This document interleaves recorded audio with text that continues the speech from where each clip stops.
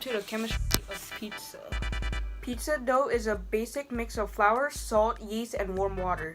When all of the ingredients are mixed together, the yeast reacts with the warm water and starts breaking down complex sugars in the flour, giving off carbon dioxide. This reaction makes the dough rise. Yeast is supposed to make carbon dioxide, and actually they make ethanol with carbon dioxide. The sugar and the protein are going to react together to make all sorts of flavor compounds. The proteins in the pizza dough and the sugars in the pizza dough react and your pizza dough browns.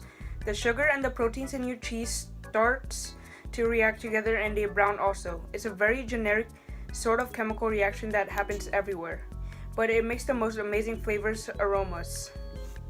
This is the end of the chemistry of pizza. Here we have a soccer ball. Now, a soccer ball, just like this one, is usually covered with a synthetic leather called polyvinyl chloride, which has a very basic chemical composition, usually it's CHCl, and the hexagons and pentagons along the surface of the ball all make it a Buckminster ball, which is a combination of pentagons and hexagons that form a ball shape. We have a soccer jersey. Now, these jerseys are usually made out of a blend of polyester and elastane. Polyester, being a very durable, lightweight, and absorbent material, is often used for sportswear because of its efficiency and comfort. Elastane is used because it stretches and because it is very durable as well. The strength from elastane prevents it from ripping easily. The chemical makeup of polyester is in the acids benzene, dicarboxylic acid, and alcohol, ethane, as well as diol. And that is the basic composition of the jersey.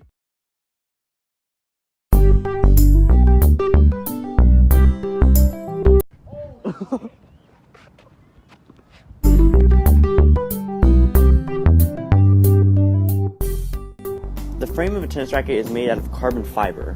Carbon fiber is made when you mix acrylonitrile and methylacrylate together in powder form, which creates polyacrylonitrile. That is molten and given a chemical bath. After, it is stretched. Then they are air heated and redesigned to be more stable. Then they are heated in a series of ovens without oxygen. After all that is finished, they are coated with air or carbon dioxide, twisted and glued together, making the frame of a tennis racket. The strings of a tennis racket can be made out of two materials. One of those is Kevlar, which is made out of this ridiculous polymer. It is made when you heat it and force it through a sieve, yielding Kevlar. The other option is to make it out of natural gut, which is a name for collagen, an abundant protein, which is made by taking it out of a cow's gut. This means that a tennis racket is not vegan, even though some of the stars, including Novak Djokovic, that use it are, so they play themselves. Tennis ball is made out of three things. Rubber is the base, nylon to help it bounce more and to elongate the life of a tennis ball, and the cover, this yellow fuzzy stuff, is wool. Today we're going to talk about the chemistry of wine. Two main ingredients contribute to the fermentation of grapes in winemaking: sugar and yeast. Sugar levels increase in grapes as they ripen on the vine, in a process known as veraison. Depending on the climate, ripening takes 1 to 2 months. When they are ripe, they are picked and sequentially crushed, leaving the juice behind for fermentation. Yeast consumes the sugar and juice and releases three things: carbon dioxide, ethanol, and heat. The carbon dioxide and heat escapes, the ethanol remains. The natural yeast dies off when the juice reaches 4 to 5% alcohol by volume before fermentation is complete. To finish the process, the winemaker adds an anaerobic. Depending on temperature, this can take 1 to 2 weeks. Following fermentation, the winemaker stores the wine in barrels or tanks. During storage, harsh acids in the wine convert into softer, more palatable acids, leading to different flavors. Once bottled, the wine may be aged even longer. The final product is a complex composition, which is 90% water and ethanol. Therefore, different types of wine have different types of chemical compositions. Now it's delicious. Look at this. Did you put water on it? A little bit. Why do I regret this? Capsaicin is an organic compound produced by the seeds and plants of the genus Capsicum, and is an active ingredient that makes spicy food spicy. In addition to the 5 taste receptors of your tongue also contains thousands of pain receptors called VR1 receptors. When capsaicin molecules come in contact with your tongue, they bind to these receptors. This is similar to the reaction your body would have when you wave your hand too close to a fire.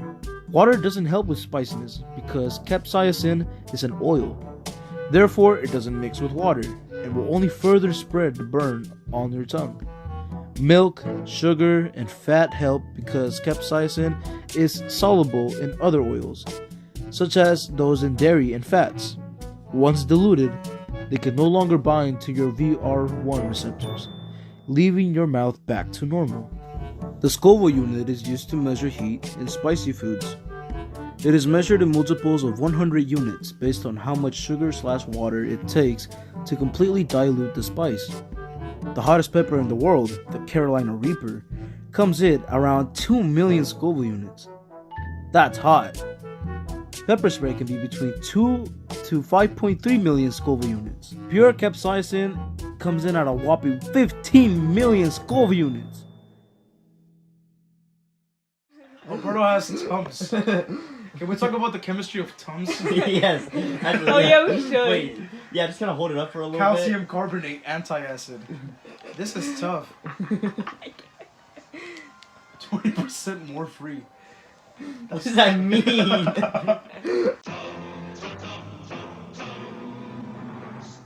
Tums are a brand of antacid tablets. The stomach naturally secretes an acid called hydrochloric acid that helps to break down proteins after you eat food.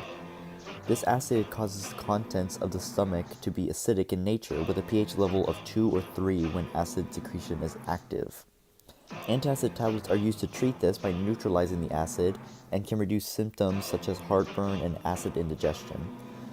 Aluminum and magnesium antacids work quickly to lower the acid in the stomach. When taken after a meal, the effects of an antacid can last up to 3 hours. If they're taken on an empty stomach, it only lasts about 1 hour. Nice. I missed. You missed. That's going in the video too. That exact thing. That's going right in the video. Alberto, bro. Shut up. Alberto. I'm dying sometimes. Well, I wrote this song for the Christian youth. I want to He has bars though. If you want to reach those kids on the street, then you got to. Alex, here, let me try. Hot beat. So I gave my son Alex, So sick. My crew is big and it keeps getting bigger. That's because Jesus Christ is.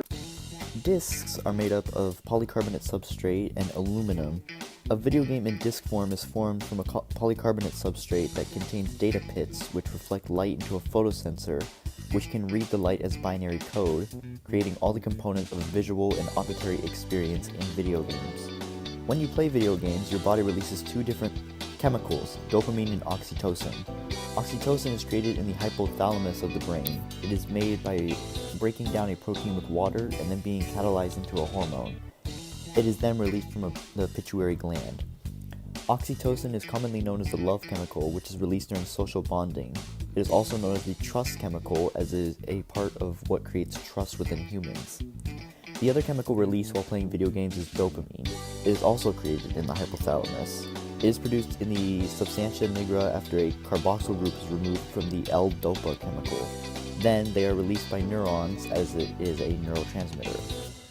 Dopamine helps regulate movement, attention, learning, and emotional responses. It is released after pleasurable rewards are achieved or during pleasurable social interactions, such as watching a movie, eating your favorite food, or playing video games. This feeling of pleasure is recreated in several illegal drugs, including cocaine. Dopamine has been widely attributed to addiction, with some scientists going so far as to call playing video games a form of addiction. As the brain creates and releases oxytocin and dopamine, video game players begin to develop a state of elation and comfort towards their game. The oxytocin released while playing can be commonly associated with being a kinder person in everyday life.